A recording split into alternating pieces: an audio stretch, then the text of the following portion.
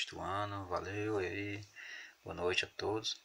E os pequenos aí do sexto ano que estão em casa, que a gente vai fazer uma avaliação na próxima semana, mais outra, né? E vamos ver um pouco mais aprofundadamente sobre Esparta e Atenas, tá ok? Então, depois que a gente vê Esparta e Atenas, a gente vai passar para a cultura grega, onde vamos estudar os deuses gregos, o teatro grego, um pouquinho sobre a filosofia e a lógica grega, que é o mais importante que nós temos que entender, tá bom? Aqui na parte que fala sobre Esparta, depois em seguida a gente vai falar sobre Atenas. Esparta foi uma cidade-estado grega, tá bom, pessoal? Não esqueçam disso. Eu posso retornar a pergunta a vocês sobre o tema passado. Esparta foi uma cidade-estado grega, tá bom? É como se fosse um pequeno país, um país minúsculo e com um poder muito grande de decisão, uma autonomia muito forte, do qual ela não devia obediência a nenhuma outra cidade grega, tá? Então, Esparta ela tem a sua, digamos, sua autonomia, toda a sua independência, embora fale o mesmo idioma que as outras cidades gregas, ela tem os mesmos deuses, né? Tem um deus padroeiro, enfim, mas em tese Esparta ela pode ser definida como uma cidade-estado grega, ok? Foi fundada pelos dórios, um povo guerreiro, um povo altamente conquistador e violento, né? Isso trouxe para Esparta uma cultura militarista, tá? Tudo para eles era servir ao exército, ao Estado, enfim, todo aquele que fosse considerado valorizado, né, tinha que ter uma tendência forte de estar sempre dedicado a questões do exército. Okay? Então, dizer que a Esparta é uma cidade militarizada, já falamos em outras ocasiões, né? E dizer que é uma cidade que seguia muito à risca, levava muito a sério a questão militar. Esparta ela também já foi tratada como uma oligarquia. Para entender a oligarquia é facinho. Ó. Imagine aqui que aqui seja Esparta, né? Se eu fosse colocar os governantes de Esparta, eu colocaria assim, ó. Pronto. São poucos governantes, né?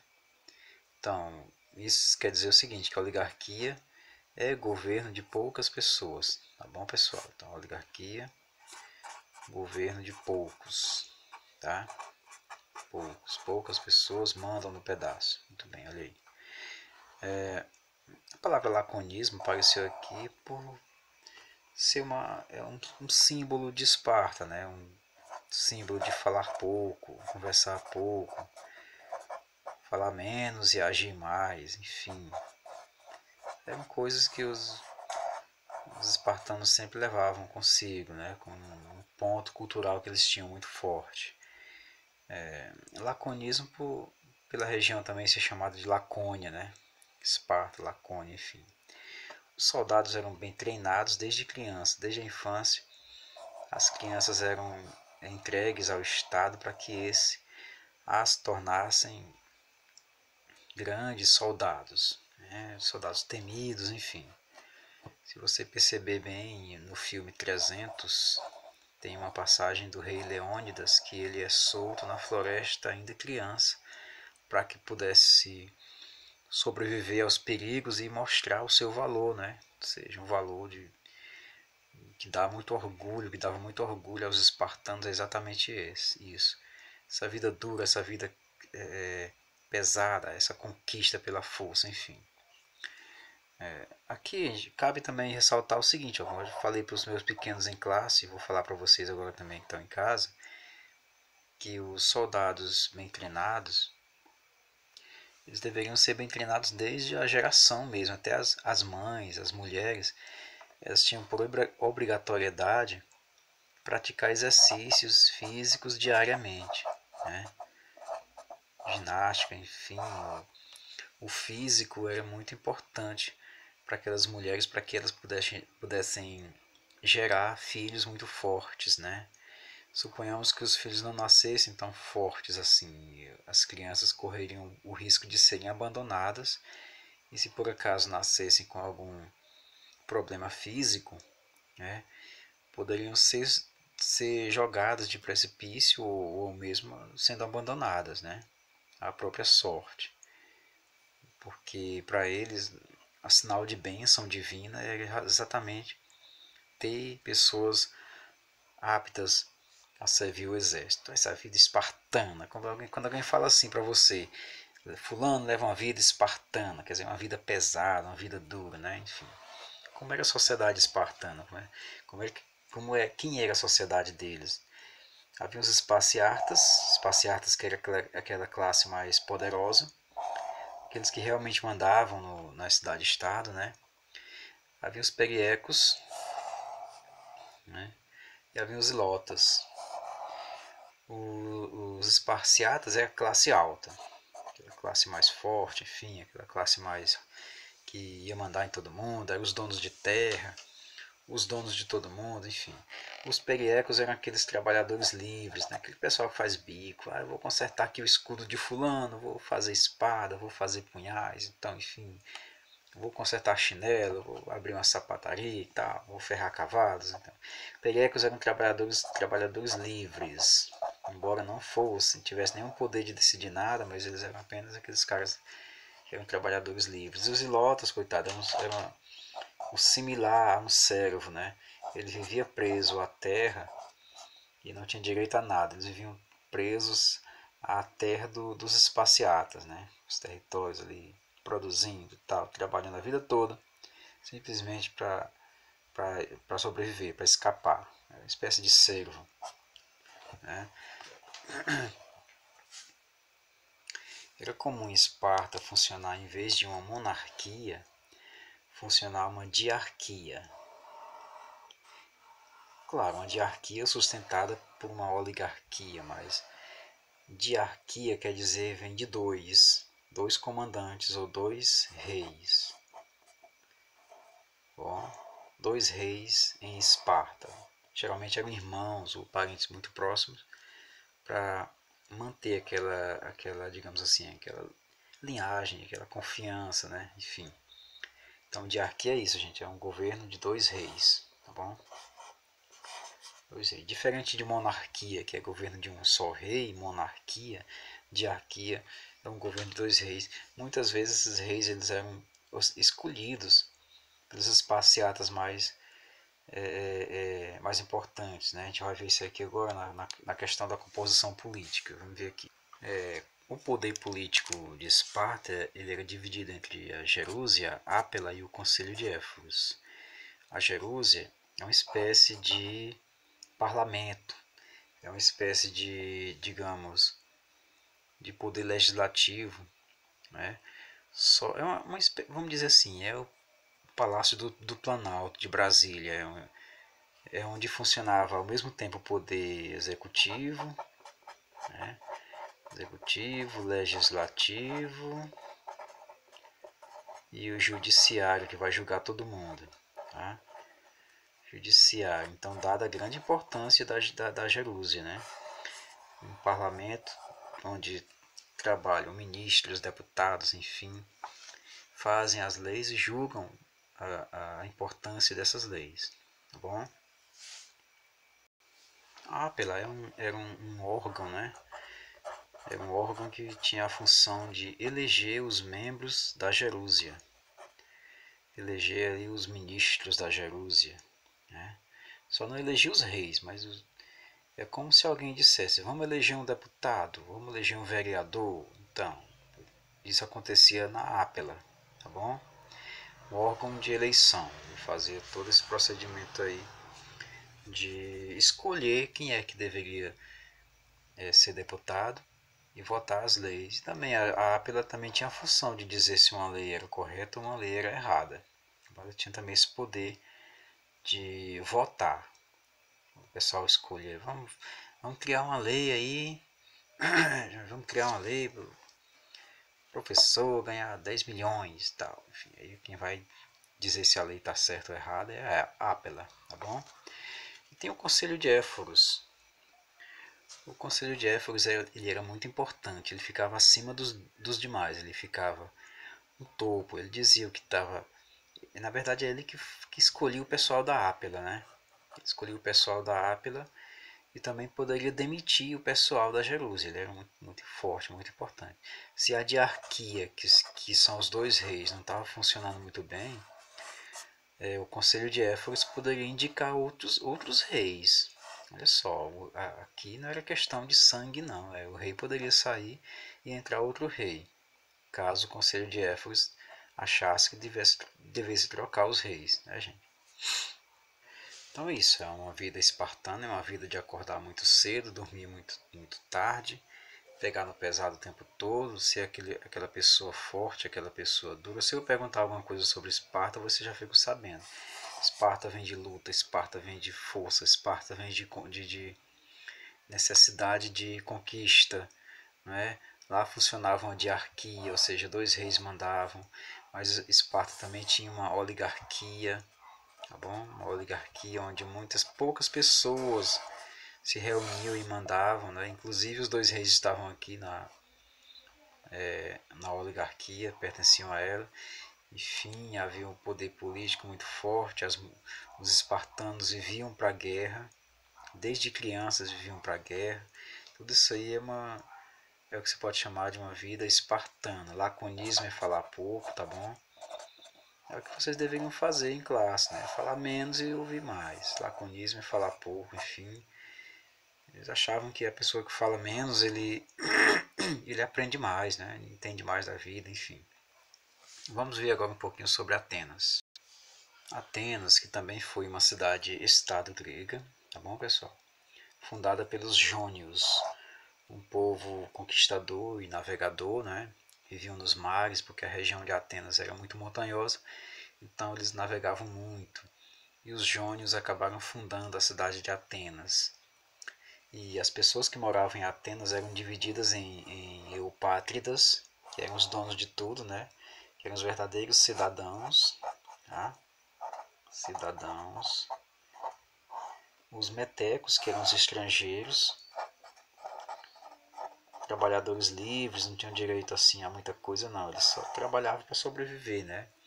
Eram construtores, eram, digamos assim, fazia bico para sobreviver, esse pessoal assim, né, que tinha. E os escravos, coitados, não tinham direito a nada, só simplesmente os escravos, não necessariamente eles eram, digamos assim, acorrentados, não. Havia muitos escravos que eram poetas, havia escravos que eram mestres de obra, havia escravos que, quando não tinham condição de pagar uma dívida, eles se vendiam como escravos, até o dono achar que ele havia pago aquela dívida. Então havia escravidão por dívidas, né? Que mais tarde os atenienses acabaram extinguindo isso, né? Essa escravidão por dívida.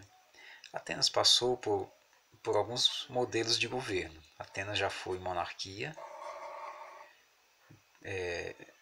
Compreenda uma coisa, monarquia em Atenas, mas diarquia lá em Esparta, tá bom? Atenas já foi uma monarquia, seja o governo de um só rei, um rei mandando, né? Atenas já experimentou a oligarquia, como eu falei para vocês aí agora há pouco, um governo de poucas pessoas, tá bom? Que são as pessoas mandando, ó, pouquinhas. Oligarquia, governo de poucas pessoas. Atenas já passou por uma tirania. Tirania é aquele que, digamos assim, a oligarquia escolhe um rei provisoriamente, né? Quando está tendo uma guerra, aquele rei é que vai comandar enquanto existe aquela guerra, é o tirano. Quando termina a guerra, não há mais necessidade do tirano. O tirano pode dar um golpe de estado e ficar para sempre lá. É aquele cara que tem um governo muito forte, com rigidez, né? Chama também de mão de ferro, né? Enfim. E a democracia, que foi uma criação dos atenienses, né? Democracia quer dizer governo do povo. Governo do povo. Porém, não era todo o povo que mandava, não. Vocês acabamos de ver aqui, somente os eupátridas eram considerados cidadãos. Sendo maiores de idade, mulheres não participavam da política, muito menos metecos e escravos, tá bom? Atenas é aquela coisa, a gente vai ver com relação à cultura dos atenienses, não eram tão povo ligado somente a questões de guerra, não. Eles tinham o exército também, eles tinham também a estratégia de guerra, a estratégia militar, mas eles também tinham uma vida cultural muito intensa, mais intensa do que o pessoal de Esparta. Aqui, além do corpo, do organismo físico para a guerra, eles também cultuavam muito a questão da mente, né? Então, mente e corpo completavam o ser humano. Mente e corpo completavam o ser humano. Uma vida bem regrada, vamos dizer assim, né? Aqui as mulheres não eram obrigadas a fazer exercício físico para ter filhos fortes. As mulheres eram mais educadas para questões do lar.